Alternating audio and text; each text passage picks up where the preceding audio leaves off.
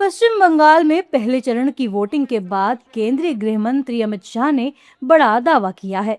शाह ने कहा कि बंगाल में बीजेपी की सरकार बनने जा रही है।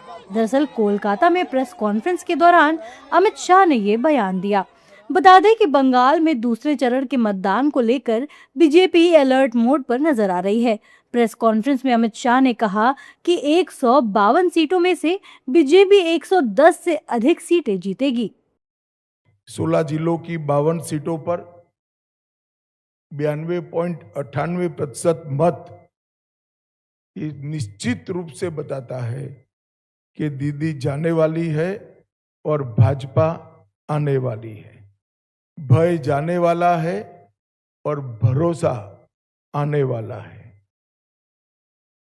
हमने कल देर रात तक हमारे सभी विधानसभा के कार्यकर्ताओं के साथ भारतीय जनता पार्टी बंगाल की टीम ने एक असेसमेंट करा है, जो पोलिंग हुई है ऐसा इसका, और मैं स्पष्ट रूप से आपको बताना चाहता हूं 152 सीटों में से 110 से ज्यादा सीटें भारतीय जनता पार्टी जीतने जा रही है।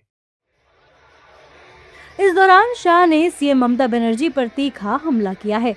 इस दौरान उन्होंने सीएम ममता पर बंगाल को लूट कर खाने का आरोप लगाया। उन्होंने कहा कि 32 से ज्यादा घोटालों के माध्यम से ममता बनर्जी ने 10,000 करोड़ रुपए का घोटाला किया है। भ्रष्टाचार प्रस्तापित इंस्टीट्यूशनलाइज करने का काम ममता बनर्जी ने किया है। 32 से ज्यादा घोटालों के माध्यम से 10,000 करोड़ से ज्यादा रुपयों का भ्रष्टाचार बंगाल में हुआ है। 10,000 करोड़ के। हमारी सरकार भ्रष्टाचार मुक्त पारदर्शी शासन तो देगी ही देगी, मगर जिन्होंने भ्रष्टाचार किया है इनके खिलाफ एक श्वेत व्हाइट पेपर जारी कर सारे भ्रष्टाचार के आरोपों की सुप्रीम कोर्ट के रिटायर्ड जज से जांच कराकर भ्रष्टाचारियों को कड़ी से कड़ी सजा दिलाने का काम करेंगे। बंगाल में दूसरे चरण के मतदान को लेकर बंगाल की जनता से बीजेपी को वोट करने की भी अपील की है। उन्होंने कहा कि मैं बाकी सभी क्षेत्रों के लोगों से भी ये कहना चाहता हूं कि बीजेपी सरकार बनने के बाद व्यापारियों से कोई भतीजा टैक्स नहीं लिया जाएगा।